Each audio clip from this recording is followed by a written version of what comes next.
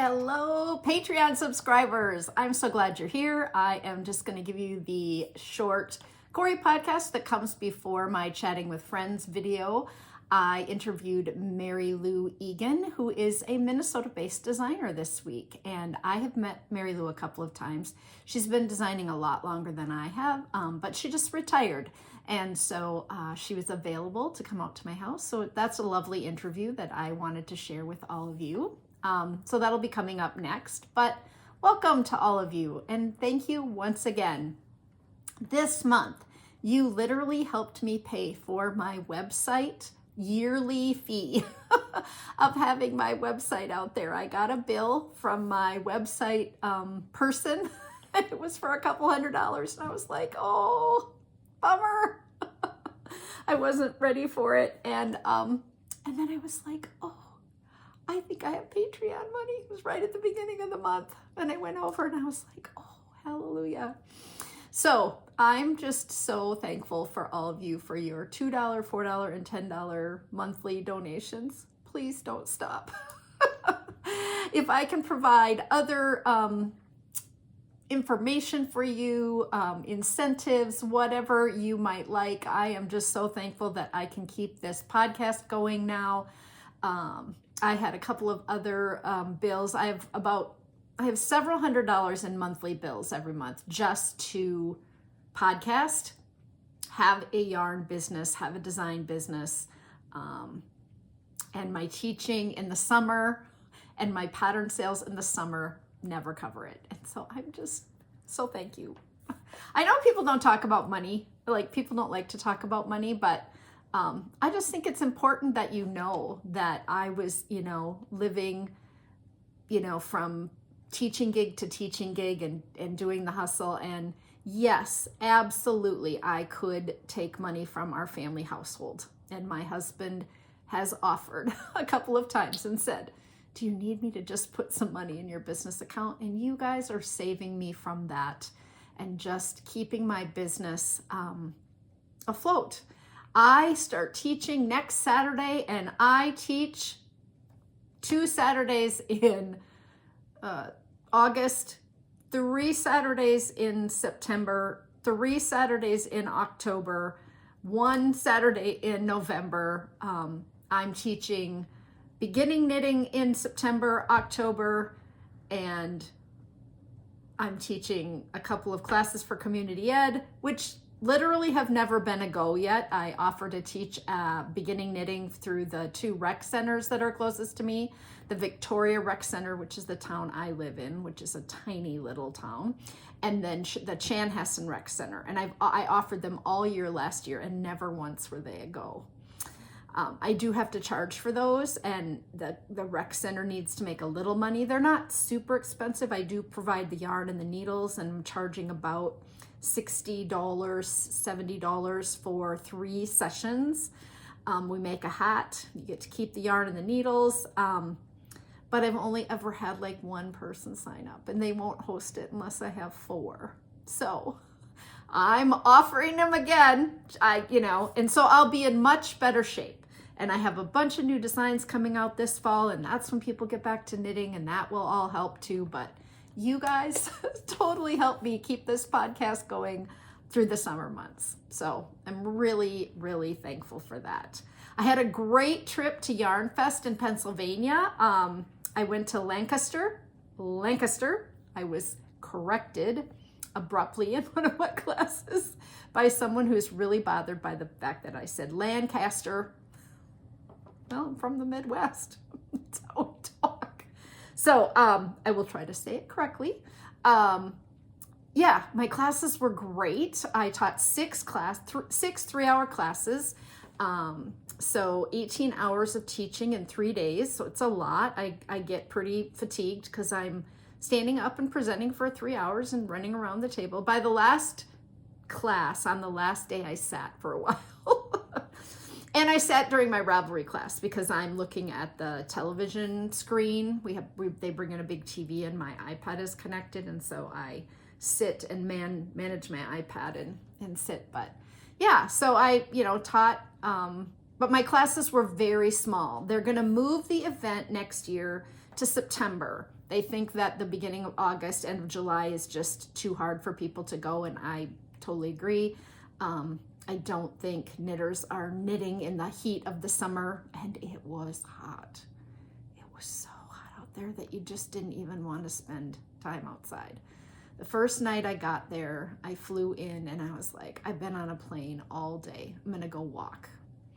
And I just wanted to get the lay of the land kind of around the convention center and see where there were places to eat, where I could maybe get a Diet Coke, maybe a couple of bottles of water.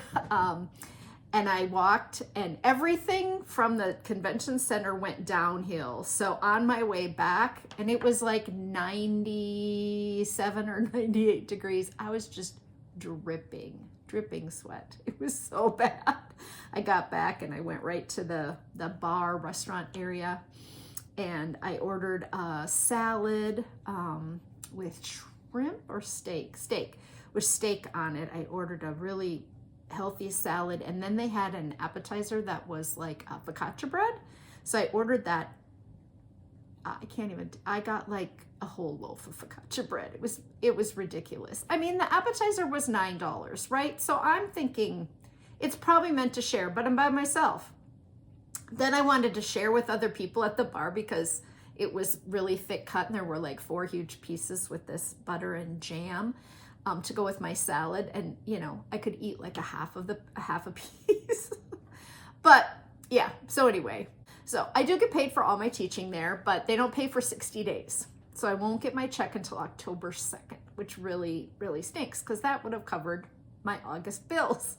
But anyway, it will help me pay for, my teaching will help me pay for my part of my Rhinebeck trip, which is what I've told my husband. That's always my goal, if I'm going to travel and go to something, that my business would pay for it. So that's my goal.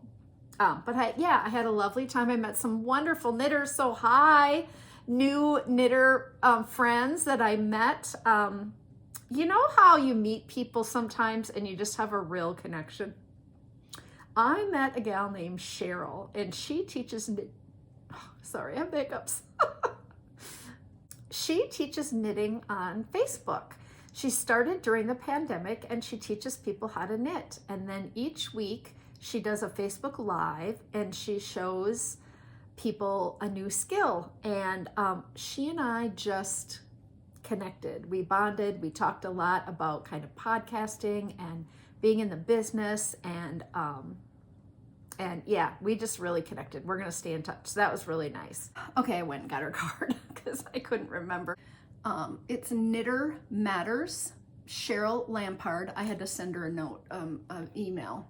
So I wrote a note on there, but she is a fiber artist, and it's knittermatters.com.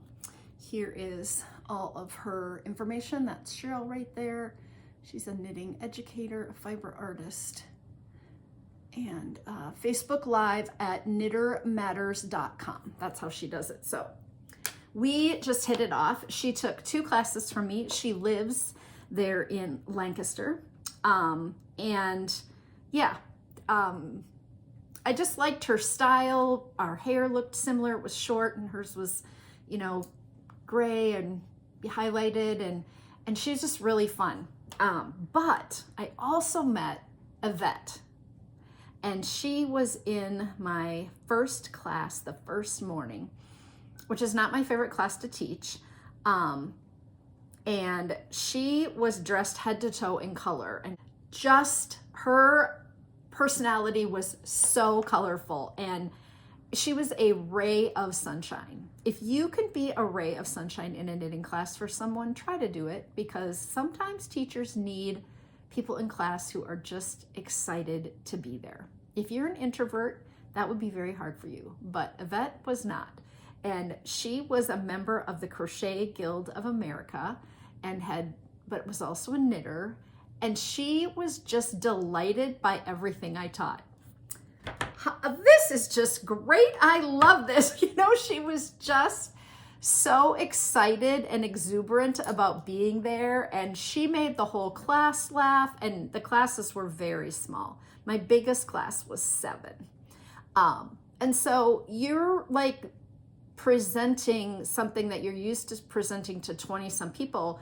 and you know, you're doing it to 3 or 4 or 6, and it makes a huge difference. The feedback you're getting from people is not, the energy in the room is not as much, you know, so I have to really song and dance, which I'm capable of doing, but it's a lot. And she was just a joy. I said to her afterwards, I said, you are a ray of sunshine. And then I ran into her later on in the market, and she was like, Cori, come here. I'm telling them about your book. I'm telling them all about your book. And I was just like, I love you, right? Like I had shared my Knit Words book, and she was telling these people in this booth who were from New York, Central New York, a yarn store, and they were with Shirsty.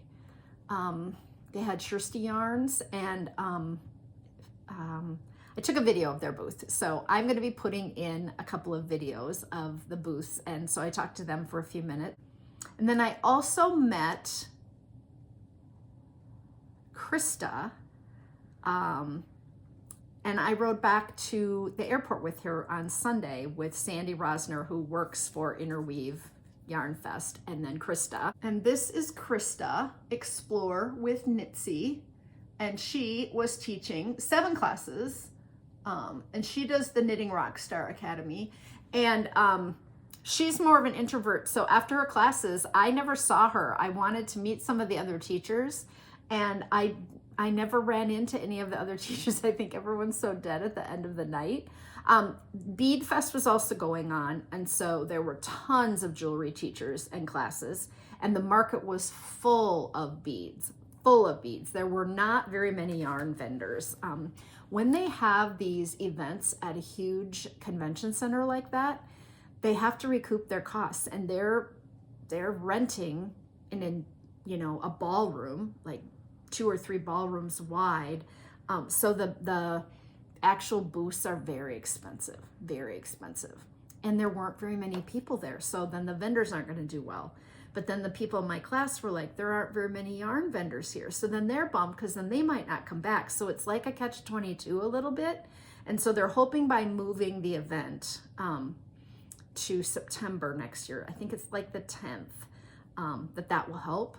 And I would assume that I will apply and go back out. I had a really positive experience. There was a market called Southern Market right down the street, about a block, and it was like a fancy food court and really nice, big bar in the middle, and then all the way around the outside they had put in like kitchens and separate booths like in a food court, but they were all the same.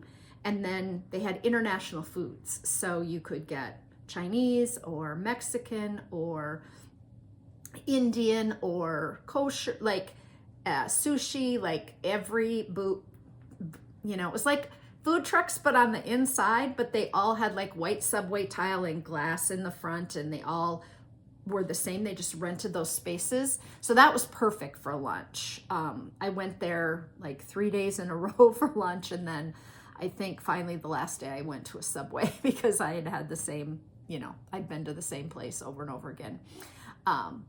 But yeah, my travel home was a disaster. I just really don't travel alone all that much, and my flight got canceled. And as soon as I got up that morning, I'm getting in the car immediately to go to Philadelphia. It's about an hour and a half. Went to Philly, and as soon as I got there, I got in line. I was calling Delta on the way. The wait time on Delta, who we all know have had a major crisis in the last week, where all their computer systems went down. 4 hours and 32 minutes was the wait time on the phone. So I left my number for them to call back, which you hope that you're going to get a call back, but you don't know. And then I got in line, and the line was down, out and down, and there were 2 people working the desk a Sunday morning at 8:30 in the morning. And everybody's in the same boat, lots of canceled flights or people trying to get, rerouted or whatever. And so I waited and waited. And then finally I get up to the front, and the one lady leaves. So now we're down to one lady. and there are 4 people in front of me going to Canada. Of course, you've talked to people in line because people are frustrated and they don't know if they're in the right line to get help. And then there was always a baggage drop there too. And so every once in a while, a worker would come through and be like, you're not in the right line. And they've been waiting to drop, and, you know, but we all have our luggage too. So the lines were kind of discombobulated. I finally get to the front, and then the guy calls. And so then I'm on the phone to the guy, and the baggage lady over here says, where are you going? And I say, Minneapolis. And she goes, what are you doing in that line? Because she thinks I'm trying to bag drop. And I said, my flight was canceled. And she's like, oh, let me look. But she's over in baggage, so she's not the person that's supposed to really help me. She's looking and she's looking, and she's like, there's nothing. And the guy on the phone said, I can't get you home till Tuesday. And it's Sunday morning. And she says, you need to see the supervisor. And that was the one lady that was working. But I had literally been at the front of the line for more than a half an hour at this point, and those Canada people were not leaving. I don't know what she was doing. They were just all standing there. And I finally said to them, what are you guys doing? And they're like, we're waiting for boarding passes. And I don't know why she couldn't help someone else or what was going on, but the guy on the phone said, I can get you to Atlanta and then to Cincinnati and then maybe home. And I was like, well, that's better than Tuesday morning. So I said to the lady, he's booking me. And I walked over to her. She checked my luggage, and there was a 5:30 a.m. flight to Atlanta that wasn't leaving until 2:30. So all those people are mad. They're waiting. Their flight, there was not a crew. So now I'm on a flight at 2:30 to get to Atlanta, then get to Cincinnati, then get to Minneapolis. Hopefully still on Sunday. The flight gets delayed till 3. The flight gets delayed till 3:15. So I'm going to miss the connection to Cincinnati. So I'm back in the line with another guy. And he's like, you have a seat. I'm like, I know I have a seat. I know I'm going to Atlanta, but I'm not going to make the connection to Cincinnati. And he's like, you're going to have to check it when you get to Atlanta. So I'm calling Ross and I'm like, do I stay in Philly and get a direct flight at some point, or do I go to Atlanta? You know, which is, I'm going way south to go back north, which happens sometimes. But Ross is like, I think you're better off in Atlanta. I really think you're better off in Atlanta. And I'm like, yeah, I probably am. So I get to Atlanta, but I just missed the Cincinnati flight. So I get in another line, and I get up to the front, and I said, I missed my flight to Cincy. And he says, okay, where are you going? Minneapolis. And he's like, and he types something, and he hands me a sheet, doesn't talk to me. You know, I mean, it is not the Delta Airlines employee's fault. And there were people in line, 2 men in the morning, that were so angry and yelling and screaming at everybody. They made this woman with 3 children cry because she was at the wrong desk, and they moved her over, and then he was just ticked. And he had a wife with a baby, and I wanted to go say to her, are you safe in your home? Because he was so the men in the line start getting on him and say, hey, you know, dude, we're all in the same boat. Calm down. We're all mad. We all want to get home. He finally gets up to the front, and he's being so mad at this supervisor. And she says, sir, I need you to step back and calm down. So then the men are getting on him again, and they're like, you have been a problem all morning. And his wife has got this little baby, and I'm just like, oh my gosh. So she calls security. In the meantime, another gentleman down further is just yelling at another gate agent, and he has turned around, and he's not yelling at the agent because he doesn't want security to come, but he's yelling at everyone in line. This is ridiculous. None of us get, he's just going off. So then security goes down to him, and I'm thinking, I get up to the gate in Atlanta, and the guy's not talking to me. He's just right. And he's like, here, I put you on a 7:30 direct to Minneapolis. And I'm like, bless you, sir, bless you. But why couldn't supervisor 1, baggage person 2, desk gate person 3 not see that in the system? Like, why don't they all have access? I don't understand the system. couldn't get mad. He got me on a 7:30 flight directly home. And I was like, I talked to 3 other people who couldn't get me home through Atlanta. Like, we're looking, you know, Ross is online and he's like, there's a direct American flight, there's this, and he's like, we can't book you on American, it's not a partner. I get that, right? They used to be able to book you on anything, but like, it was right there, and there were seats. It was, yeah, so strange. So then I just had to wait a couple hours to get on that flight, and I got home to Minneapolis. I know this story is so long, but I got home to Minneapolis, and the baggage carousels were broken. They were having a mechanical. 3 planes full of people, carousel 8, 9, and 10, no luggage. Well, people have been traveling all day, and they are not happy, right? And some people aren't from here.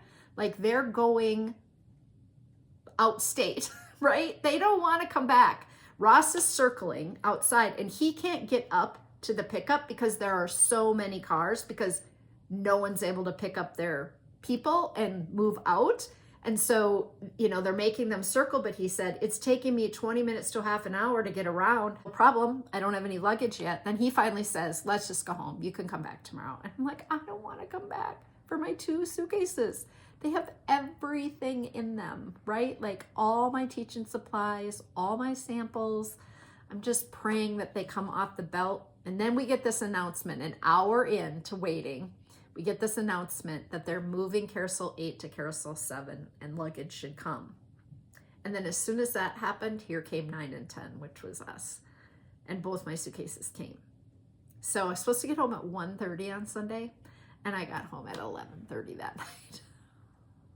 After spending all day in an airport with thousands of people. So then you're like, I'm going to be sick, right? I'm going to have COVID or a cold or the flu, because I was in lines. No one was maintaining distance because there was no distance to have. The gates were full. There was a whole busload of people that came from New York City. They got on the mega bus and came to Philly. This girl, young girl, was knitting a shawl, and so I sat next to her. I'm like, what are you knitting? Right? I'm here for hours. And she was like, oh, I'm trying to get to Denver for a funeral. And she was a young gal, and she's like, something happened in New York, and so it was $400 for an Uber. So I got on the mega bus and got here, and now I'm going to go to Atlanta and try to get to Denver for a funeral tomorrow. But if I can't get there, I'm going to miss the funeral. And I was like, oh, right? Like everyone has a story. And I didn't have to be home. I did not have anything on Monday, but I had checked my bags, and I thought, if I get stuck in Atlanta, I have nothing but my backpack. I have my knitting, my wallet, my water bottle, you know, my phone, but I don't have like no clothes, no toothpaste, I didn't carry any of that in there. So, which would have been fine. You know, you just put your dirty clothes back on the next morning and whatever. But anyway, I did meet some lovely people, though. I met the people from Biscott Yarns in their booth, so I'll have a video of that coming. And they have a store in New Jersey, and I did not know that. They are a Canada-based yarn dyeing company, really well known for their self-strapping sock yarn, which I will be giving away some of that on the next podcast. But I met Patrick and Louise, and they were lovely. And I go in booths and I video, and then I always feel like I need to say, I'm not stealing ideas or going to take your colorways or anything. I'm just going to put it on my podcast. And, and they said, why, we didn't meet you. And I said, in Colorado, I kind of run through the market because Ross is there and we go out to dinner and I'm tired. And so I don't do a lot of shopping. It's kind of a rule, I can't shop. And so they did give me 2 skeins of yarn to give away. Well, I'll just show it because that's rude not to show it.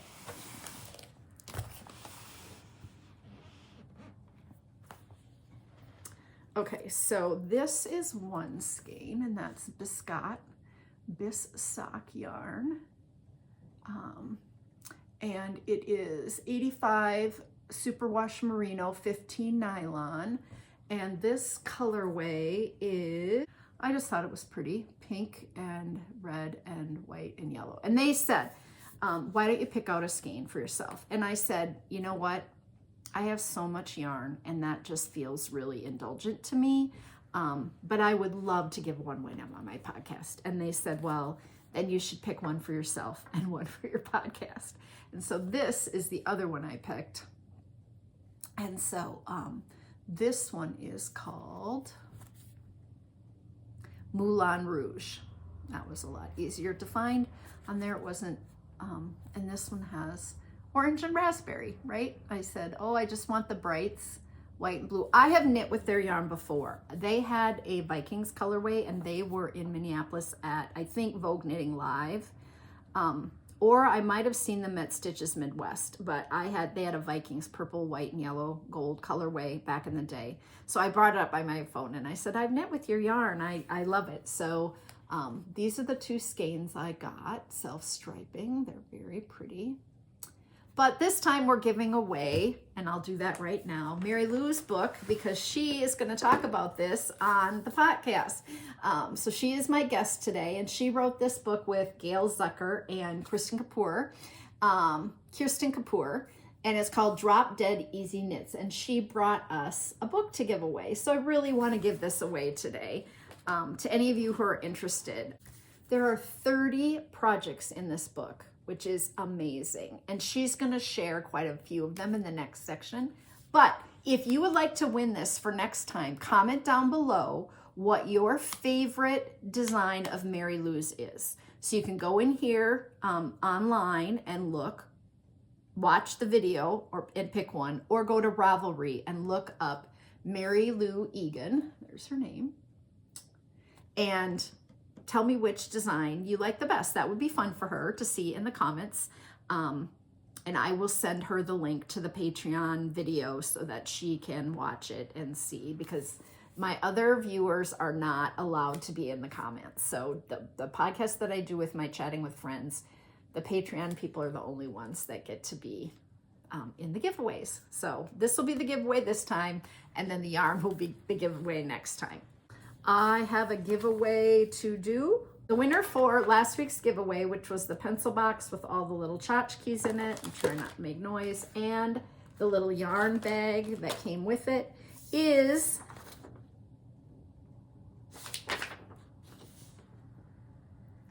Ma Bucknan 818. And I think that's Mary. So M-A. I think that's the Mary I know. But then sometimes I second guess myself, because I think that's the Mary from Arizona who commented. So this will all go out to you. Get in touch and let me know if you are M.A. Bucknan 818 on YouTube, because I don't want to assume, but I'm pretty sure that has to be you, right? Okay, this week is book club night. So if you have been in book club with me before, don't forget it is Thursday night, August 15th at 7:30 Central Standard Time. And we are reading the book In 5 Years by Rebecca Serle. And unless you're watching this in the first day, you probably... But if you're an avid reader, you could finish the book by Thursday night, because it is not long. We're picking smaller books, and it is so good. It's so good. And many of you read it, because I talked about it last year. It was one of my favorite books of the year, and I just wanted to talk to people about it. So we are absolutely going to discuss it on Thursday night. Then the next knit night will be September 26th. So mark your calendars. We'll just do knit night 8 to 9:30 in September. And then the next book club date will be October 22nd. And that will also be at 7:30. And the book is to be determined. I'm going to post that in the next couple days. I'm reading a couple of shorter books on audio right now. And I'm going to pick one of those for the next book club, I think. Unless someone has this was one of the best short books I've ever read recommendations for me, I'm going to pick one of those. So those will be coming up. We'll be doing one a month. We'll be switching from knit night 1 month to book club the next. Knit night 1 month, book club the next. With all my teaching, I was just having trouble scheduling things at night because I'm booked. And so we're going to do one a month instead of two. I just couldn't fit everything in the fall, especially. What have I been watching? Well, I watched 3 movies and all the Olympics. 3 movies on the plane because I was on so many planes. So I watched Arthur the dog. So good. It was so good. He follows these extreme runners across what island are they on? And he is a homeless dog with no background, and I'll put the picture in, but the main guy that's running is an older runner, and he wants to come back to this race.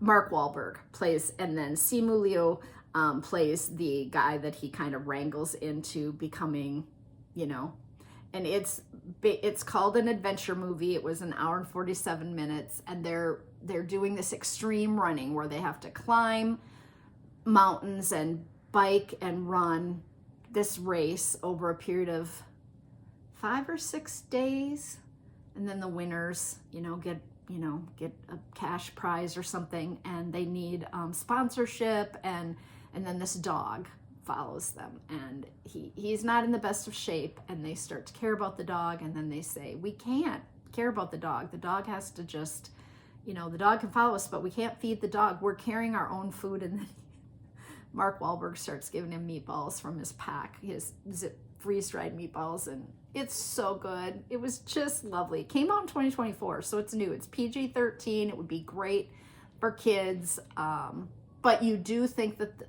that something might happen to the dog, and it spoiler alert, it does not, but you do think that, so you can tell your children ahead of time. But no dog is injured in the making of this movie.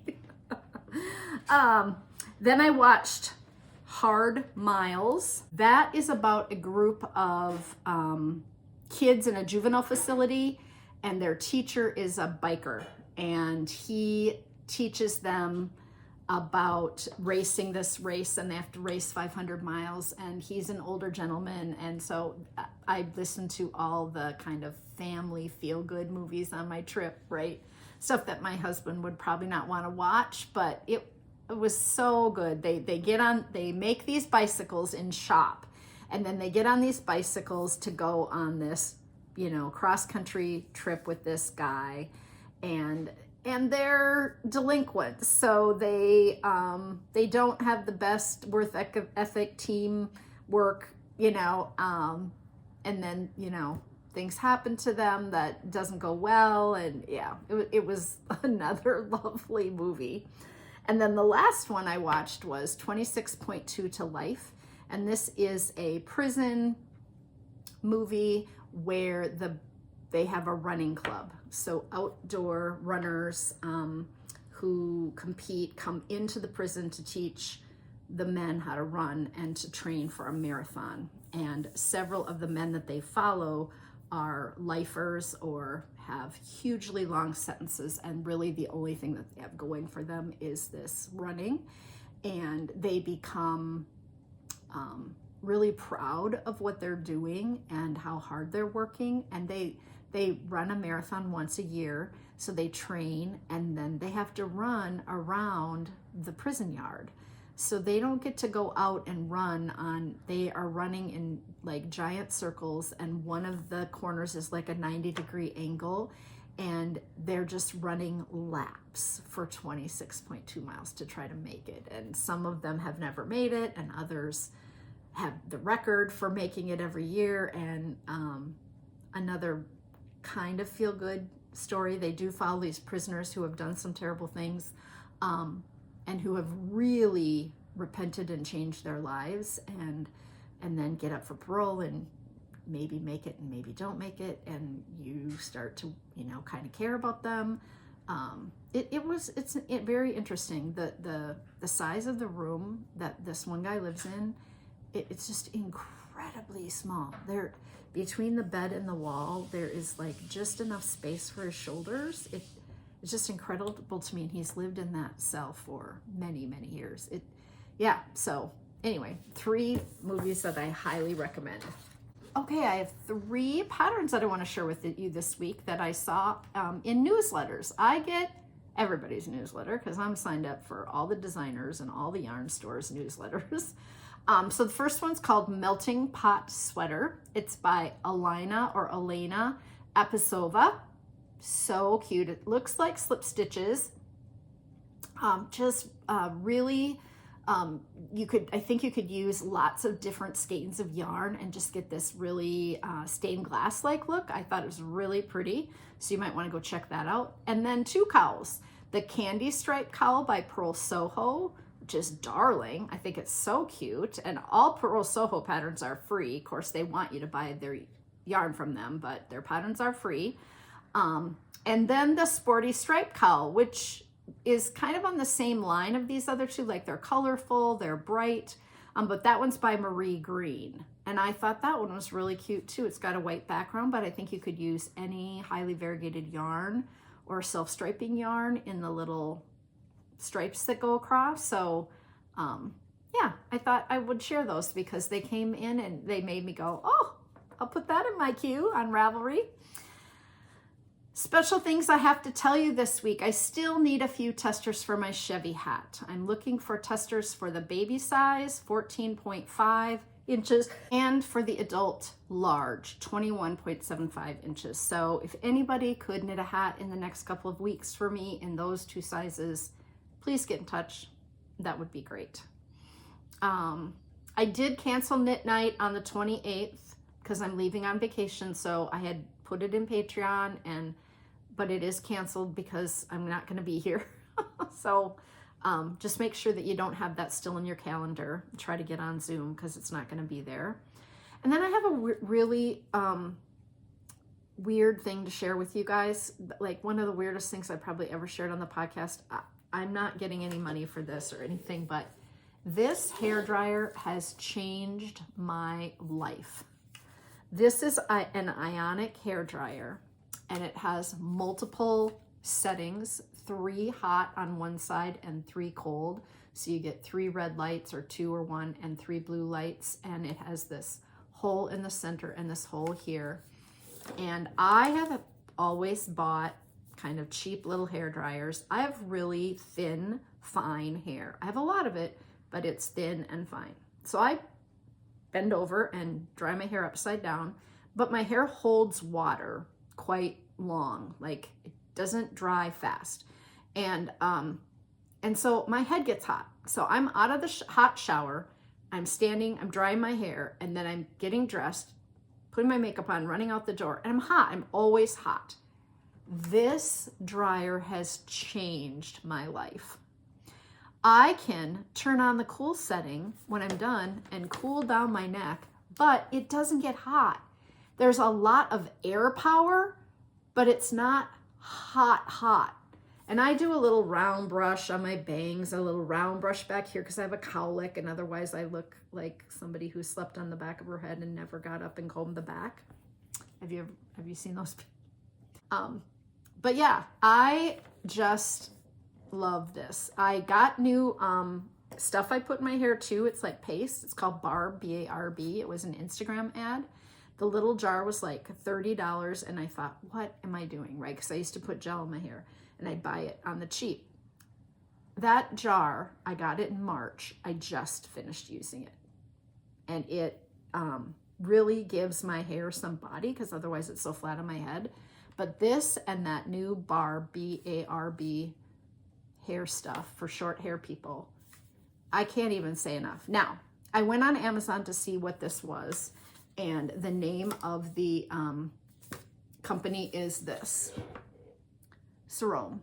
And I don't know why I picked this one. I think it was on sale for $69.99 or something, and the rest of them were $100 or something. So I picked this one. But when I went to Amazon, it says not available right now. But if you put in ionic hairdryer, a whole ton of them come up, and they range in price. But I just cannot tell you how much power comes out of this, how fast my hair is drying, and how I'm not hot. And my husband gets so mad because I would turn the air conditioner down before I go in and shower, and then I would shower, and then I would come out and turn it back because there's a vent in the bathroom, and I would get so hot drying my hair, and round brushing it, and I would just be so uncomfortable. And last week I took a really hot shower because my neck was sore, so I was like almost scalding, but I got out as hot, of course. And so I stuck this on the thing and I put on the cold, and I just let it blow on me for a minute while I was getting ready. And I was like, it's like having a little mini air conditioner. So I thought, some of you are women of a certain age who have hot flashes. I'm past that, but this has just been the best thing. Ionic hair dryer. And maybe I'm just super late. I've had this for a year. I got it a year ago, March. I found it on Amazon in my purchases, but because my little hair dryer dried, and I always wanted a really small one to travel with. And so I always bought these cheap little ones that were so hot, but because I want my hair to dry fast. But all the hotels have hair dryers now, so you don't have to take them, so you can have a bigger one. Anyway, weird? Whatever. Just thought I would share it. My nephew and his wife are having their first baby in October, and they had a baby shower last Sunday when I was in Atlanta and Philadelphia and Minneapolis. And so I didn't get this to them. So then I thought, well, I'm going to mail it anyway. He happens to be my godson, and so I made a little sweater for they know they're having a little girl, and then I made a little hat. And I didn't have time to really knit this because I have those sweaters on the needles. I wish I had time to make a blanket too, but maybe once I get my sweaters done and the hats done for this fall, then I'll just make one and give it to them, after the baby is born. But that's going in the mail tomorrow. And this is my brother Jeff, who watches the podcast. Hi, Jeff and Sherry. They might be watching. So now they'll see. I'm almost finished with both sweaters. I left both of them at a place where when I was knitting on the road, that I have to finish the sleeves, and I want to check the length and finish the body. So I want to check the length. So I wanted to steam them when I got home. So I did that. Now I'm ready. I was finishing the second sleeve on the one. Now I'm ready to try them on and make sure that I have the right dimensions for both of those. So I'm almost finished with both the long sleeved striped dream sweater and the short sleeved cropped. So tons of knitting in July and into August to get those both done in a month, but I didn't quite make it, but I'm getting there. And my testers, I've got two testers that have finished, the smaller sizes, and they're turning out great. So that's really exciting. I had to have a lot of testers. I did have a couple of testers drop out. One had a family problem, and one of them has to have surgery. She's in the ER and has to have surgery. So if you are still interested in casting on that Striped Dream sweater, I think one of them was a 44 and one was like a 62. So that's a bummer when you lose people, but I completely understand, they got started and now they won't finish in time. And but I do like to have sizes up on Ravelry, like all the sizes available for people to see them on bodies. You don't have to take a picture of your head. You can just take it from here down, but people can see what it looks like, the size on your body. So if anybody wants to do that, DK Weight, you get a coupon code from Leading Men Fiber Arts if you want to get yarn from them. You don't have to, but it's really a pretty yarn and a nice design. Let's do the audiobooks. We'll be done. I read Wave by Sonali Yagala. I listened to that before we started, so I would get the last name. This is the story of December 26, 2004, the southern coast of Sri Lanka, when the tsunami happened. And this woman loses her parents, her husband, and her 2 sons. Would I recommend reading it? It was short. I thought it might be something that we could read for book club. It was 5 hours, but it's sad. It's really sad. And for a long time, she struggles with why she is still alive. And she tells the story of her 2 little boys and how it all happened, and then how she survived, and then how she tried to go on with her life. And so it's not real uplifting, but I didn't not want to read it. Like, I wanted to know her story and understand what had happened to her and how hard it would be. I don't know what to tell you. If it sounds interesting, maybe you'd like it. Then I read An Unquiet Mind, and that's by Kay Redfield Jameson. And this is a story of a doctor who has bipolar disorder and is telling her story of what happened to her and how she lives with bipolar type 1 and is medicated. And she is a psychiatrist, studies in the field of psychiatry and does research. And yeah, it was fascinating. I thought it was really good. 3 hours. So that was an option for book club as something that we might want to read. Then I read Our Wives Under the Sea, and that was 6 hours, and that is definitely not something we're going to read for book club. One of the weirdest books I've read in a long time, and I finished it. The main character, Leah, goes on an expedition in a submarine, and the submarine goes to the bottom of the sea, and it as an accident, and it's not supposed to. And they survive down there, these 3 people, and they're supposed to be doing all this research, and they are unable to do a lot of it. And one of the people goes kind of crazy, and they don't know that they're ever going to be rescued or ever going to be brought back up. And they, when you meet her, she is back, and she has gone a little, and her body is not adjusting well. So it feels a little science fiction-y because she feels like she has to be in water all the time. So she always wants to be in the bathtub, and her partner's trying to figure out how to help her. And then, you know, she has some bleeding issues and then the company that has sent them on this mission closes up shop, and then they're wondering whether or not it was an experiment on the people. And then she gets together with the other woman's partner to talk to her about what's going on and how they can help her. And it has kind of a weird ending. I don't know who recommended it. I found it really strange. I went to Goodreads. There are some people who thought it was so well written and so well done. I did not. But I couldn't not.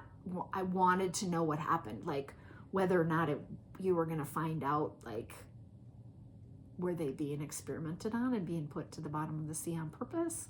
It was strange. But you know, some of you like strange kind of detective-y, what's happening situations, right? Then I read Such a Bad Influence, and this is the first book that I have ever read about an influencer. And so I do think that that's going to be something that starts to happen as we see more people become influencers, young people on TikTok. And that's what happens with this young girl. Her mom, when she's born and she's little, starts videoing her, and then they grow her into this huge phenomenon. And her older sister was never really videoed and wasn't interested. And it's kind of told from her viewpoint. And I would assume that it's based on a true story, but the mother's a little neurotic and the girls kind of got it together, but she gets so much money from doing what she's doing, and she supports the mom, and their dad has passed away, and she's in high school and she's super popular, but of course that's going to have some mental health effects, right, in the long term. This was so fascinating. It's a bit of a thriller because she goes missing, and you're told that right on the cover of the book, that she's missing, and you're trying to figure out if it's a hoax, if the mother's in on it, the older sister's trying to figure it out, the police are involved, and then, you know, it's got all this background stuff because these people have sent her weird things, and men have followed her. Yeah, really good, really interesting premise. Never read anything like it before. kind of page turning, although I was listening to it on audio. But yeah, you kind of want to really know what happens, and you really want to know if the mom is going to, because sometimes she comes across as being okay, and then other times she's crazy. So that was interesting. And then the last one I read is called The Same Bright Stars. I still don't know why it was called that. It's about a man who runs a family restaurant in a beach town in Delaware, and it's called Schmitz, my maiden last name, not spelled the same, but and Jack he just works around the clock. He just, it's a restaurant. He's in the business. He goes early in the morning, works till late at night, goes home every day, he's single. And he just has been let down by a lot of different people in his life. And then this big corporation wants to buy his restaurant. And they're going to keep everything the same, keep his employees, but they will buy him out, and then he can go and have a life. And he doesn't know how to have a life. He doesn't really have a family. But then there's this surprise that he finds out about, and yeah, he's a sad man. He does not have good things happen to him always, and it's one of those dramatic tellings of a story of a person's life, but then it gets good.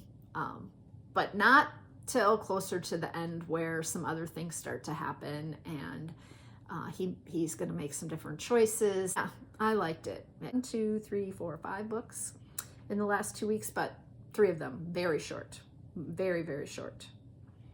I'm going to wrap this up. We get to go to eat because my husband worked outside all day. He came in a bit ago, and I was doing some things on the computer, and I said, "What do you want for supper?" And he said, "I want to go out." And I was like, I'm up for that. I don't have to cook. We need to get some groceries, and there's stuff in the freezer. I absolutely could have made something, but he said, "I've been outside hot all day, and I don't want to cook and clean it up." Usually I cook and he cleans up, but sometimes he helps, and so I was like, I'll go out with you again.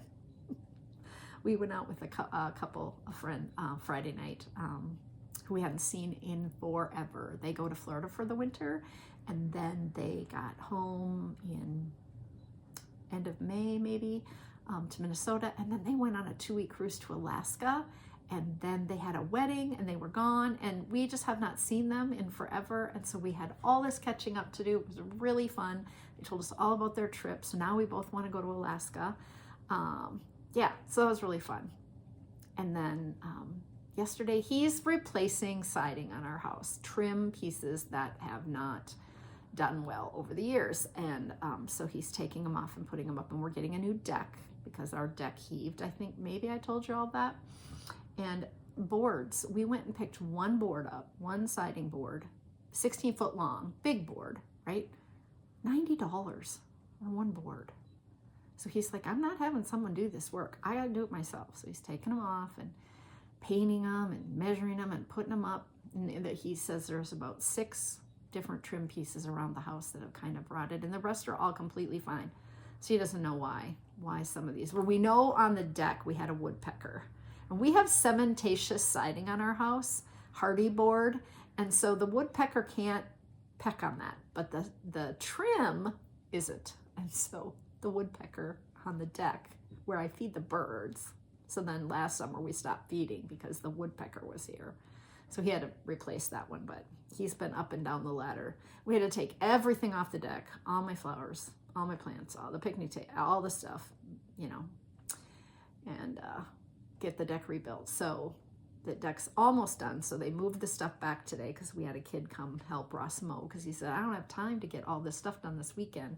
And the kid plays football. So Ross said, "Start hauling that stuff back up on the deck." So I have a bunch of pots, and I have a big rolling cart that I have tomatoes in and stuff, and I planted some potatoes and some zucchini. So, all right, that's all I have this week.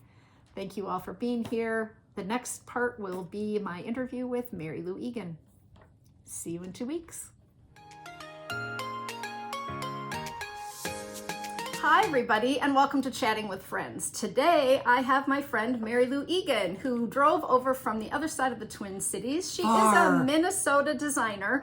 Yes, I'm about as far out as you can go and still call it in the city. I'm not quite a suburb. I didn't need my passport. And you didn't, and we don't have tollways, so it No. didn't cost you other than your gas to get way out here. But yeah. And so I met Mary Lou a number of years ago through Ellen Silva. We went to breakfast and she had us get together for breakfast, and Ellen was a tech editor for me and lived in on my side of the Twin Cities, and she tech edited my patterns for a number of years, and then she moved across the country, and so I'm still kind of in touch, but we had that one breakfast where we got together. That's right. And then I tried to get all the Minnesota designers together one time at my house just to have a coffee clutch, right? I'm a gatherer of people who know me well know that I'm an extrovert and I'm kind of a gatherer of people. And that meeting didn't go so well. Because Annie was not happy to be there. I'm not sure why she came, but she had a lot of health things going on then. And she had a lot of stuff going on, but everyone else came, and we had this nice little coffee clutch. And I think she thought I was asking for something, like I wanted her help or her mentorship, which was not the case. No. I was just kind of thinking, it'd be fun to know everyone, and so we met and then it was too. a nice group of people. And it is, and almost everyone's still designing. People are still in the industry, and I just thought, gosh, wouldn't it be nice occasionally to call someone up and say, this is really hard, and I'm not making any money, or where do you teach at, or whatever, or we just know one another. So we've met a couple times. Yes. But I also know you a little bit through Gail. Yes. Because Gail Zucker was the photographer for my first pattern book, Minnesota 52. And she has some Minnesota connections.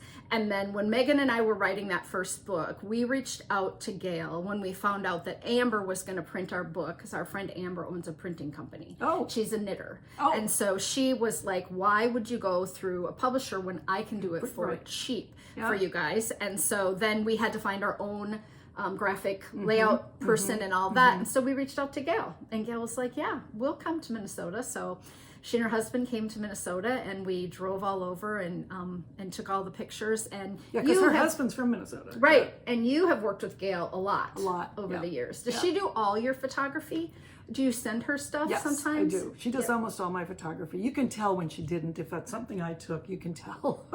Me too. I have a photographer on the cheap, a family friend, and she's not a professional. She has professional equipment, but it's definitely Gail is different. super talented. Yes. Her stuff is so good. Yes, really good. And she mostly does knitwear. She does a lot of stuff for Barocco and their whole catalog. And if you follow her on Instagram, she's showing the back side of the photography process and stuff. And she's a journalist. She's supported herself and her family for like 40 some years as a freelance photographer, which is an amazing thing to be able to do. Yeah, absolutely. And so we kind of know each other through her a little bit, but we haven't run into each other in the industry much. Like I didn't go to H&H this year. We were busy, and so we just haven't run into each other that much. No. So I just emailed, and I was like, hey, that's great. Randomly, do you want to bring 10 items over to my house and we'll go through them and talk about. And I would think that maybe some of you who follow me don't know Mary Lou and might not know what you have done, because I teach a lot of beginners and a lot of advanced beginners. And I think some of your designs are definitely reachable by that aesthetic. Mostly. But and you have also written a book. I have. So I should grab it. See, we'll get this with Gail. I did it with Gail. And Kirsten Kapoor, who's not doing designing really much anymore. Oh, isn't she? Oh, I didn't know that. So, Drop Dead Easy Knits. Which is perfect for a lot of my folks. It doesn't necessarily mean that it's super beginner. There are some real beginner things in there. But it's really that you don't have to work that hard. And the patterns are written like, here's a place where you can be on cruise control. Here's a place where you have to stop and pay attention. And lovely sweater. I brought that in a different yarn. Oh, okay. So we're going to show... Because the one in that yarn is in the trunk of my car. we're going to show some of Mary Lou's designs and some of her favorite knits today, and just kind of go through what we've been doing on the podcast since October, and just sharing other people's stuff and ideas so that you guys get exposed to a little bit more. Should we talk about this one? Because this is kind of exciting. Oh yeah, this is my newest. So you know you love your newest. Yep. Always. Yep. This is called the Chore Jacket. And it is really designed. I mean, I based it on a sweater I designed for myself probably 10 years ago, and there was always things I wanted to tweak about it. It wasn't a pattern, it was just something I did for me. So I wanted again to have a nice deep pocket. Like you can put your phone in the pocket, it stays there. You can be outside and stick seed packets in it, and this was really fun to do. And again, there's no seams in it. It's really not that hard to do. So is it a contiguous sleeve? No, it's a pickup. So it's see it's like a set in. Oh, got it. It is set in. A modified drop. I put it on the mannequin and I didn't even notice. Yes. It's a modified drop, and then it's picked up and knit down, so you can check the length of the sleeves. Yep. And the yarn is brown sheep. They changed the name of it, so Harborside Aran. And it's really nice. It's a Rambouillet Columbia. It's really bouncy. It's really sheepy but soft. I love brown sheep. I've worked with them a number of times, and they just have really nice, sturdy. Yep, and this is less expensive. Yes. This is newly developed this past year, and it's really nice. I would work with it again easily, and it was nice to work with. Lovely. Your buttons are perfect. Yeah, perfect. They just go so well. But it's in this. It's in this brand new first print issue, Farm and Fiber Knits. It is a new publication of Long Thread Media. So they've been around forever. They did hand woven and piecework and little looms, and they've had the website for a year and decided to do a print edition. And I'm like super stoked because other people in this are Meg Swanson and Alice Starmore. Oh my gosh, big guns. Big guns. I'm and not a Mary big gun. Lou Egan. I'm not a big gun, but it's sure. I didn't even know they were going to be in there, and I was like, oh my god. So here's her picture. And Gail. Oh, Gail did the photography. So yes. Oh, it's lovely. Thanks. So it's just lovely. Okay, the size range goes from 37.5 to 61.5. So all the body shapes, all the sizes. Yep. Lovely. And the length and the sleeve length and the body length are both really adjustable because there's not a lot of shaping, and then you choose after you're done where you're going to put the pockets. Oh, okay. Because a patch pocket, and they're easy to do. So it's really you can style it to work for you. So how would we get the magazine? Like if we wanted, is it online? It's online. You can order it. I think there's some shops that are carrying it, but if you go to the farmandfiberknits.com, you'll find everything that you need to know. And they have really good articles. They've got some free patterns online too. So it's definitely worth checking out, I think. Yeah, they did a profile on Cactus Hill Farm out of San Luis Valley in Colorado. There's native farmers that they're featuring. The features are twisted stitch knitting, exploring the Outer Hebrides, a woolly walk in Shetland. I mean, I want to read those, right? Like for sure. Yeah, and I would assume that it's probably also available at some local bookstores like Barnes and Noble or stuff like that. It only came out at the beginning of July, so I haven't figured out exactly where it's going to be yet, but it is around. And do you think they're going to do like a yearly or a annual kind? I hope so. Yeah, I'm not sure. But I suppose it depends on how it sells. So go buy it. Yeah, so we should all go buy it. 10 farm-inspired designs in it, too. And you get, if you do there's an annual subscription that gives you all the website content that's not free and the print publication. Oh, nice. Nice. Because there's a lot of nice stuff and nice articles. There's technique articles and there's patterns and on the website as well. Oh, that's excellent. And how did you find out about putting a sweater design in there? Did they reach out or had you seen a call? Gail. Oh, okay. So Gail, the photographer, was working for them, and then the woman who was the stylist and putting this issue together, Karen Strom, is also someone I know. Okay. And Gail said, oh, you should get in touch with Karen. But on the website, they have calls. Okay. For what's coming up. Yep. So that's just something that people are often interested Yes. in. Like, how did that happen? How did you get in, how do you get to teach? And so I always... Right. And so if you go to the Farm Fiber Knits website, they'll say, call for spring designs, call for fall designs. And you have to do a proposal, which I've talked about on the podcast, Right, how to make a proposal a little bit, I haven't gone too in depth, but just they're real easy to work with. I'm doing another design for them for the fall, for the website, for some mittens. Nice. And they're really focused on local sheep, this sort of crunchier stuff.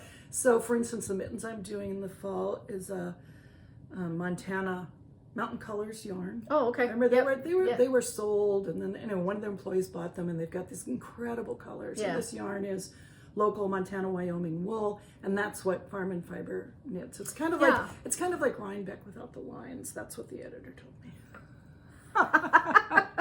I'll have to tell Teresa down at Get Bent's Farm. Have you been down there by Northfield? No. She was at the sweater camp at Darn It Anyway this year. Mm-hmm. She had her yarn there, and she has a small mill, right in Northfield, and she does day trips. You can go down and get a little tour and have a picnic outside, and but she's doing farm to fiber, small batch. I have some yarn of her. Yeah, you should, because you would love her stuff, and it's not far from you at all. And I just saw that there was a group of women down there on Instagram, and they went down for the day, and they did. I think somebody came in with the dye garden, and they did some dyeing on the day they were there. Fun. Just with natural dyes, and Teresa has sheep, and their farm was a meth lab. And they got So she told this story. I'm not telling tales here, but they had to go in and really repurpose the land, and they're trying to bring it back. And she and her husband and her daughter a lot with the buildings, all that kind of stuff. But they bought a mill, and they brought it in, and she's processing now. Cool. And just small batch, and so it would be really kind of in this Farm and Fiber network, because I took some yarn at sweater camp and told her I would do a design for her, and then I knit a hat using her yarn. It's quite rustic and thick and thin. It's just lovely halo, and nice. So I'll have to take. No, Northfield's not far from me at all. No, and she's outside of Northfield, I think on the north side. So really easy. Yeah.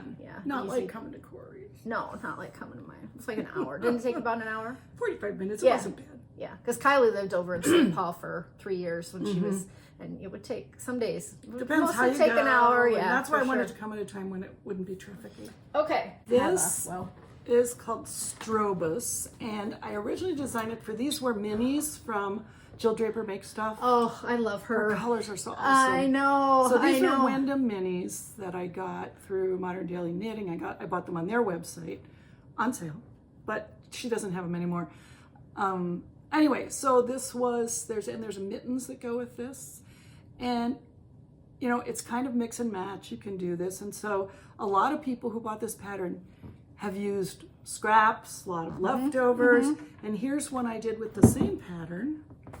My dog is named Chevy because of chevrons. And my husband loves Chevy. Chevy trucks, Chevy cars he restores. I love a chevron. And so this is my winter walk in Minnesota. This, my friend Janny Estelle, this is her yarn, and she's in Maine. And I just took bits and pieces and did this, and then the color I had the most of, I made a big thick cuff, because when you're out in the winter here, you want a double cuff. Oh, I have to make this. And it's got mittens that go with it too, and it's called Strobus, Strobus, and you got to look at the pictures, because Gail did these incredible pictures. I'll put it down here, and I can put a picture in off of Ravelry. Yep.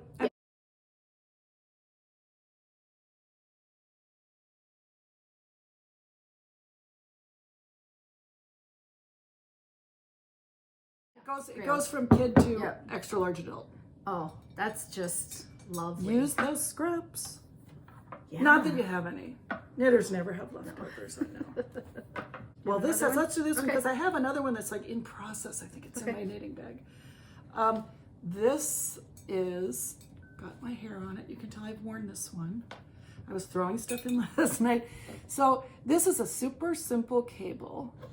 And this is Atlas yarn from Modern Daily Knitting. Yep. And it's a really nice, squishy, and I'm just blanking out on the name of this pattern, but we'll put it on the bottom of the screen. Yep. Again, it's a simple cable. It repeats itself, just this one cable twist. And it's just got some garter in between. Yep. Garter. Yep. Yeah. So if you are getting your feet wet in cables, it would be a really good so one to squishy. start. Like it just looks like it has so much texture. People who love, texture in their knitting.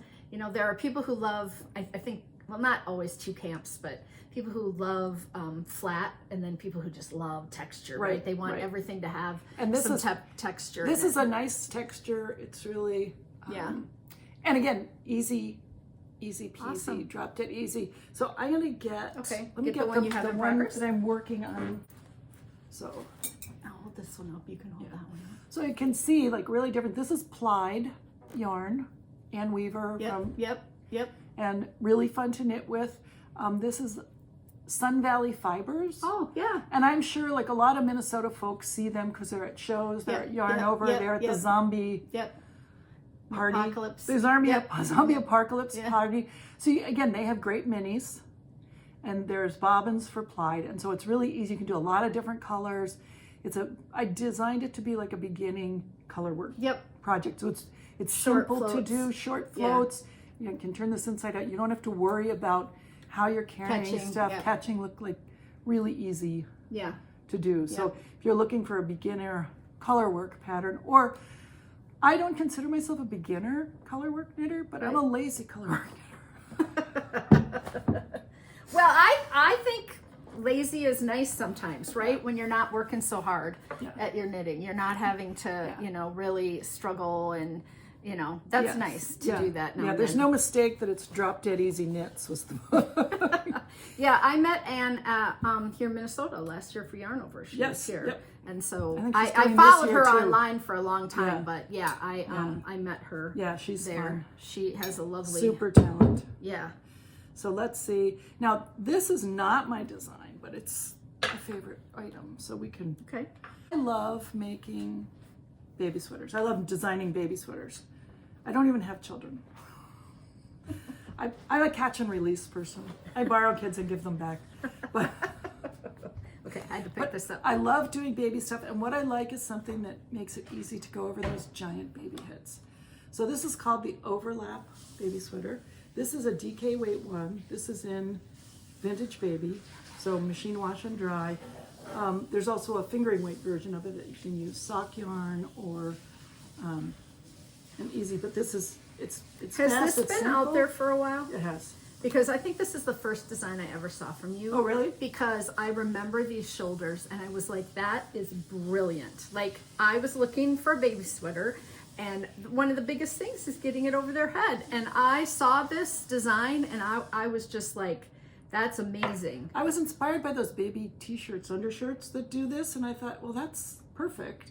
There's not a purl stitch in this, for those of you who are purl averse. And it's a fun, easy, and again, it goes over the baby's head. And this is another goes over the baby's head, but it's a little, slightly more complex because it's got some buttons in it, but not too hard. Oh, and in my color. I love in your it. Is this your color? Oh, yeah. I'm orange all the way. This is called Lincoln, and it was named after a street behind the yarnery, and also that was this sort of rusty, like Lincoln penny. Oh, color. yeah, it is. Right, Yeah, right. Perfect. Yeah. So really cute. Here, I'll hold the texture up so everyone can it's a simple texture. Yeah.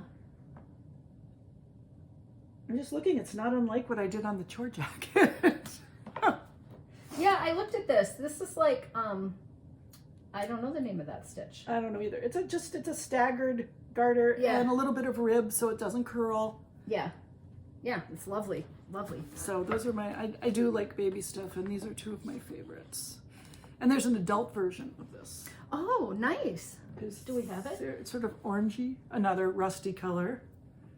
Oh, and so, my alley. but no buttons on the shoulders, yeah. because you guys know how to put something over your head. Yeah. And this is called Selby.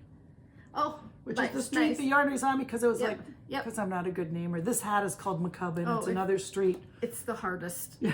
The hardest thing Naming I stuff. do. But- And so this is like a matching. I've got some very cute pictures. One with a friend and his son, or little girl, and then another with my godson and his niece. Just like, it's just really, Yeah, this is very lovely. gender neutral. Yeah. Oh no, it's lovely. Just And this so is like a DK weight. I think it's like 22/4 stitches. Yeah, but you Oh, can thank tell you. that it's kind of, it's got some, it's rustic. It's Yeah, not a yeah. superwash No, for sure. no, totally Right, not a like, superwash. Yeah, yeah, not like, because the baby stuff would be done in more of a washable. Yes, this is a Right, this is yeah. a machine Yeah, washable yeah. sock yarn. It's Yeah. really soft and fun. And Yeah. if you get those, you look at those sock yarns that have all those great colors, and you bring them home and you think, now what? This is a good. Yeah. I have a fingering weight version of this, and this is the DK weight version. That's really cute for a little girl or a little boy. Little girl or a little boy. Yeah. Yep. Yep. And And a nice little a big open neckline. Yep. And then again, texture. You love texture. I do like yeah, texture. you're a texture person. That's lovely. So that is, Gives you I think something it's to called do though when Avery, you're yeah. knitting too. Easy, Yeah. but Yeah. it's not stockinette. I like having a rest row. Like this has got a plain row on the wrong side, and Yep. I'm stitches just on the not. right. I'm not a fan of miles and miles of stockinette. Like I just get so bored. When it's I only have if to you knit know there might be a something whole I'm bunch. doing where Right? it's No, like, yeah. you have to. Right. There are many times that I have to, but I'm still not a fan. I Right. just get Wanna have so like, something else, can I have yeah. something to Yep. do in the next couple Yep. rows? Well, so this is from Drop Dead Easy Knits. Okay. This is probably the fourth version of this I've done. So this is the Keynote pullover. This was Stash yarn. This is a DK Superwash Emu. Do you remember Emu? Yeah. Yeah. Long gone. But Yeah. I had this in my stash, and it's simple, fun, very wearable. I'm going to show the neckline real close so people can see that. That's a lovely stitch. Thank you. That's really nice. I assume it's top down. No, bottom up. Oh, bottom up. So I actually like sometimes bottom up because you've got smaller pieces to work with, and when you're finishing the sweater, you don't have like this huge thing you're swimming around Yeah, in. yeah. So, Yeah. but it's really funny. Some people don't. I don't mind sewing seams, but I Yeah, I thought don't about either. I redoing don't this either. top down because so many people don't like to do bottom up. So Well, I think people have not done bottom up. Mm-hmm. And so then they say, well, I can't do it. It's just like, with toe-up sock or a Right. cuff down. Once you do it one way for a long time, then you're very averse to ever Right. doing it another way. And I have to tell you, I was interviewed by someone who will remain nameless, who was like a big, huge social media following. And she said, you can make sweaters from the bottom up. So, okay. Oh dear. Oh dear. Right, okay. I guess because it was the yoked, I just assumed Yeah, it that you looks did like it. increases, right? Yeah, like that and it says instead of decreases. decreases, right? And yeah. Decreases are easier to do when Yes, you're calculating the yoke. Yeah, no, for sure. For sure. I love that yoke. It's Thanks. really pretty. Thank you. Really pretty. So this Yep. is a top down. Okay, let's put it on. All right. This we is put a new called one on. Muriel because I thought this looked like 50s, early 60s Formica patterns. That seemed like a Yes. good name, doesn't it? Yes. I wouldn't have said that until you mentioned it. I mean, I wouldn't have thought of it, but Yeah. absolutely. So this is a mosaic pattern, so there's no Color carrying work. stranded. It's color work, but it's slipped stitches. And the shaping is here and here, like in this, so you're not doing the shaping right in the middle of the pattern, so it's actually quite simple to work. And it has a pocket, because I love pockets, and it's got a contrasting lining.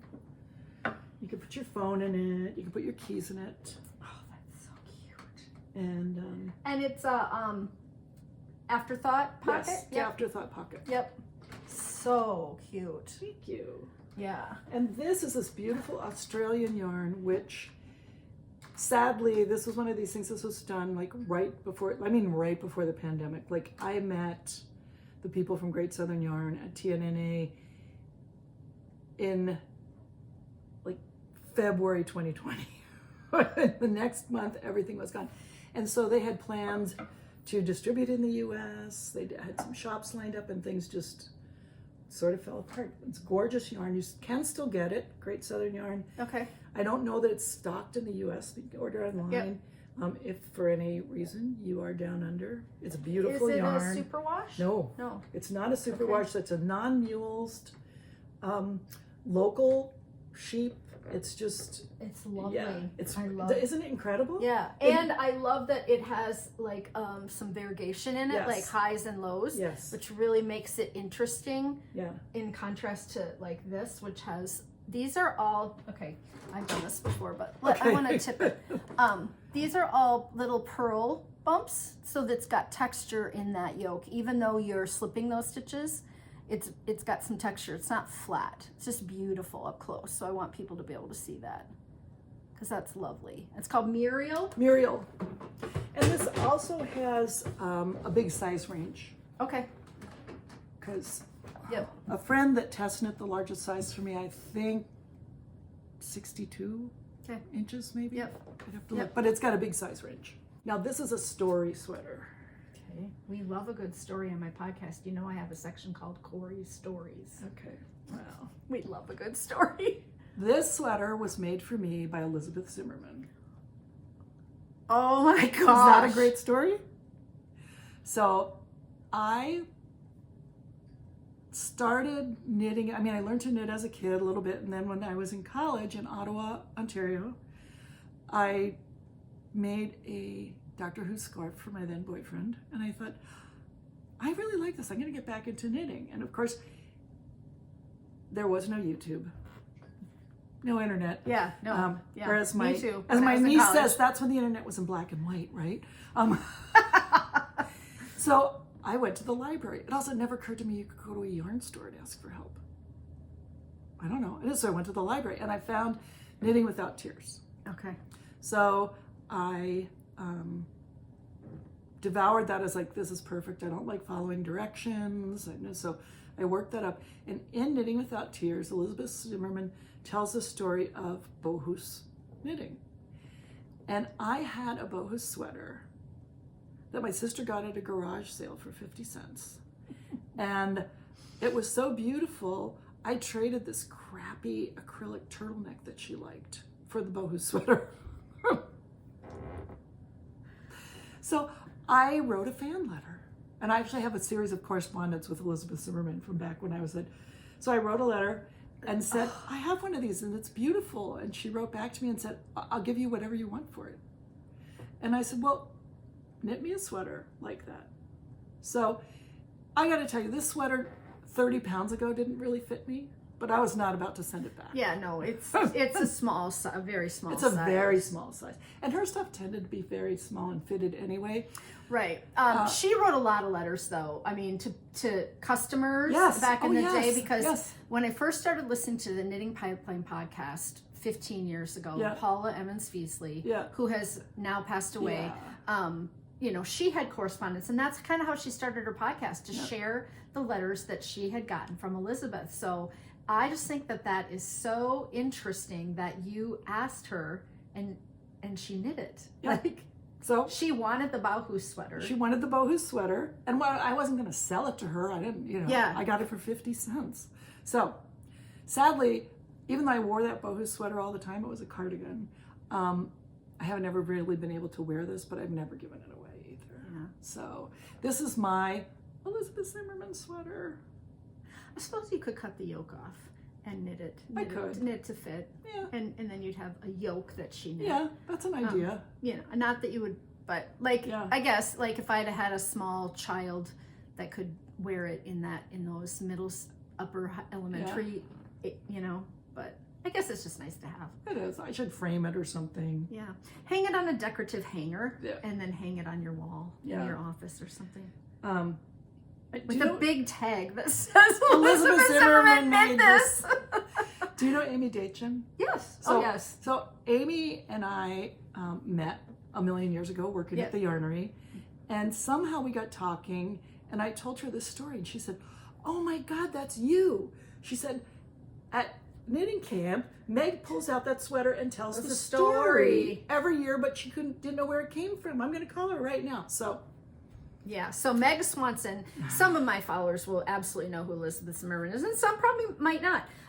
That Meg Swanson is her daughter, and they owned Schoolhouse Press. Elizabeth Zimmerman back in the day was the Julia Child of knitting. Yeah, there's a good way to do it. Right? She was on TV. She was on PBS. She taught knitting lessons on TV. She wrote 6 books, I believe, in her lifetime, and then her daughter Meg has kind of carried on that tradition. Meg has knitting camp every year in mid-Wisconsin that you can go to. You start at level 1 and then you move your way up to level 2 and then you become a lifetime. Have you been to camp? No, I haven't never been have to either. camp, but Susan Rainey goes every year, and Vicky, who had the Heartland Knits podcast, she always goes, and those people are pros. Oh my God, they Susan are Rainey. finishing experts. You they need to are. have Susan Rainey on here. I know. She won't.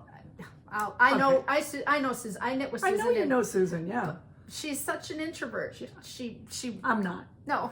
And I have had friends who are introverts who say it's not too bad because you just talk to a iPad, and it's like, I'm a chatterbox, so I just fill in all the spaces. But I will definitely ask her again. I have asked several people who have said no. Right? They're like, I'm just not comfortable, Cori. I just can't do it. And I'm like, could you bring your 10 things and I'll talk about them?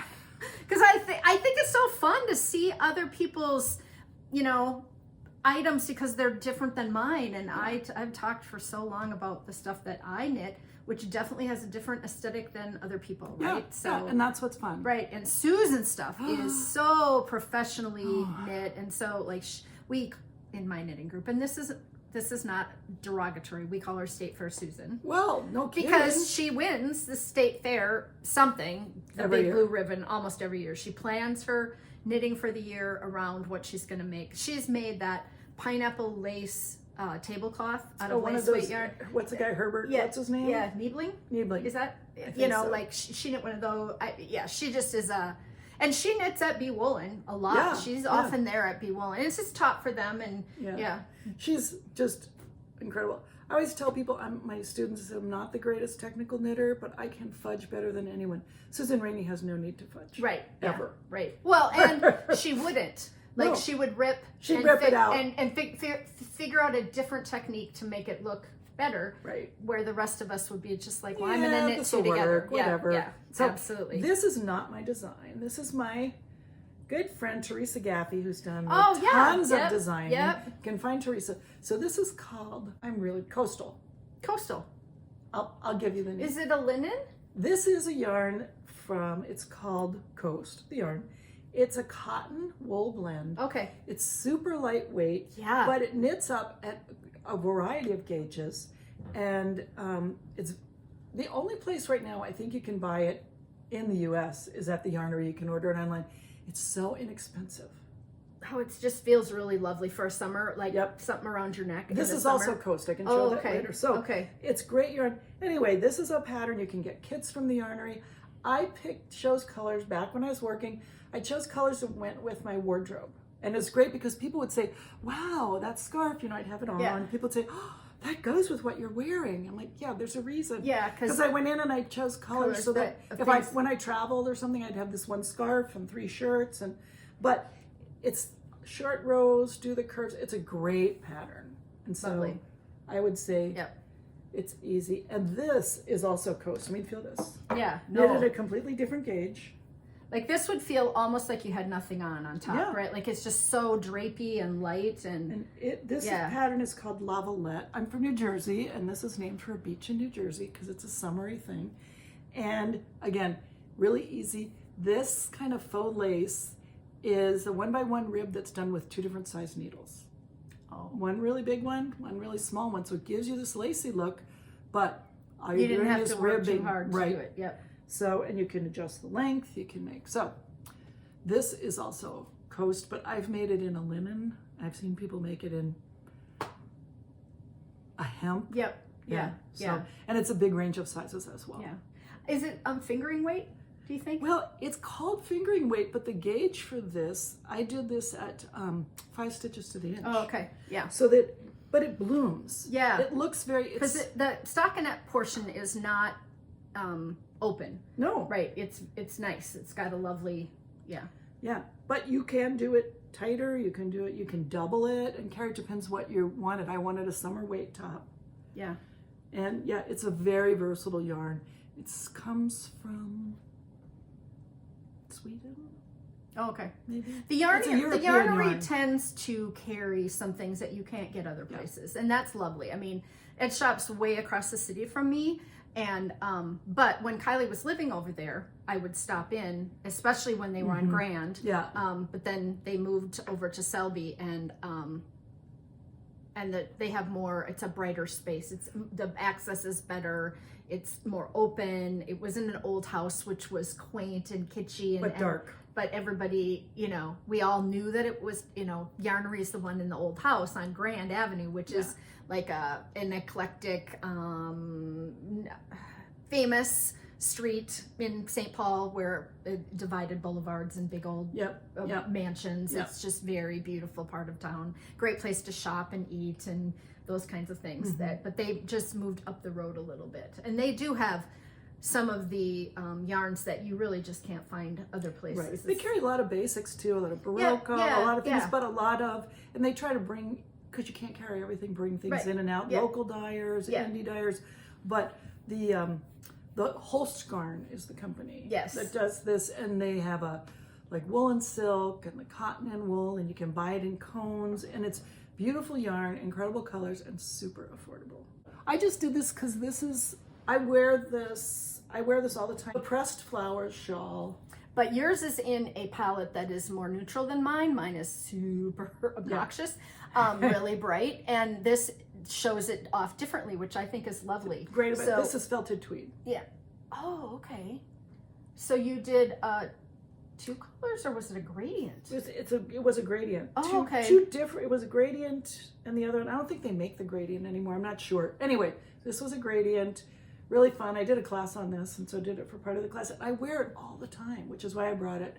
So, Pressed Flowers, Savory Knitting, Amy Christopher's has many more pressed things now. I've done a few of the others, but her patterns are really good. Her designs are clever. She's a lovely. This is all slip stitches. It's all done Mosaic, in slip stitches. Like Yep. And she's done a cardigan, a pullover, and a hat. Yes, I that I know hat of. too. I try not to wear them together. Let's put it up here. I'll look like a refugee from Rhinebeck. It's so pretty. So Amy's a very gifted designer and a lovely human being. So that's a lovely. Just the colors are so nice. So I wanted to bring that because Cori said some of your favorite things, and I thought I wear this all the time. Right. So yeah, and I always get compliments on it. So for sure. I recommend if you want to be a little adventurous. Yeah, it was challenging at first. Yes. To get started, I took Anne's class online on Zoom when I was starting mine, and she's like, "What are you doing in my class?" And I was like, "Well, I've never taken a class from you, and I don't know how to do this." It was a weird start, to get your slip stitches and get it set up. Once you set up the flower, then you could see it. Then it was easy. There was some stuff going on at the beginning, and she just laughed and she said, "Okay," and then it was just like a 2-hour class where she was getting everybody started, and I thought that's perfect for me. And because I'm also that kind of person that I love starting projects, that whole tree is all projects that have been started. Like, I'm a beautiful starter. Yes.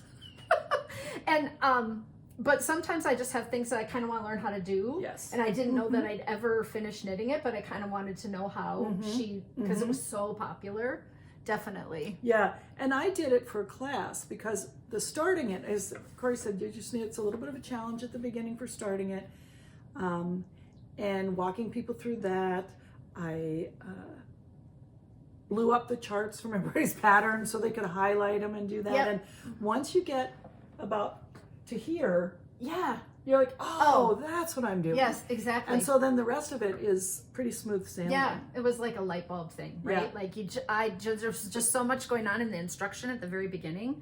And I wouldn't even say that it was hard. I think I could have fussed it out, right? Yeah, myself. Why struggle? But Anne was teaching this class and online, and I think it was during the pandemic or right after. And I don't know why she was teaching it, not Amy, but she was teaching us to start. She had kits for Plied. Okay, that's why. Okay, yeah. So Yeah. So I would say if you want a little bit of a challenge, but not overwhelming, this is a really fun project. Yeah. And if you look, there's a lot of projects. If you look on Ravelry, you'll see all different kinds of yarn and really high contrast and really low contrast. It was fun in my class to see what colors people chose. Well, this was really fun. It was fun. Yeah. You can tell it's not hard to get me to talk either. No, that's why you would do great on a podcast. Not that you want to put in the time and energy, but I'll come be your guest. You want me to be on your podcast? Yeah, no, for sure. I love to teach. Invite me to come teach. Yeah. If you are looking for teachers, I say that on my podcast a lot. If you have a local yarn store, just give them our names. We have an email. We will come. Yep, I've taught in a couple different places in the country. I used to teach at TNNA, which was the trade show for National Needle Arts, and a place in Maine. And I'm doing the Sun Valley Fibers Fall Fiber Frolic in Madison this year, and that'll be fun. That'll be really fun. I've been to that a number of times. Back in the day before she moved it to November, because it used to be the January thaw. Right. And I would go with a group of friends in January. And then I couldn't go because that's the Barrett-Jackson car auction, which all my people know that we have to go to Arizona, which twists my arm to go to Arizona in January, right? Yeah. So my husband loves the Barrett-Jackson. And I love to knit in Arizona. Thank you so much for driving out. It's been very fun. It was, I really enjoyed and I loved seeing all your stuff. Because like I said, that baby sweater, that's the first thing I ever saw of yours before I even met you. I remember, those things in your mind where you say, this is like a brilliant design. So I really appreciated you coming out. Okay. We're going to say goodbye. All right, bye, everybody.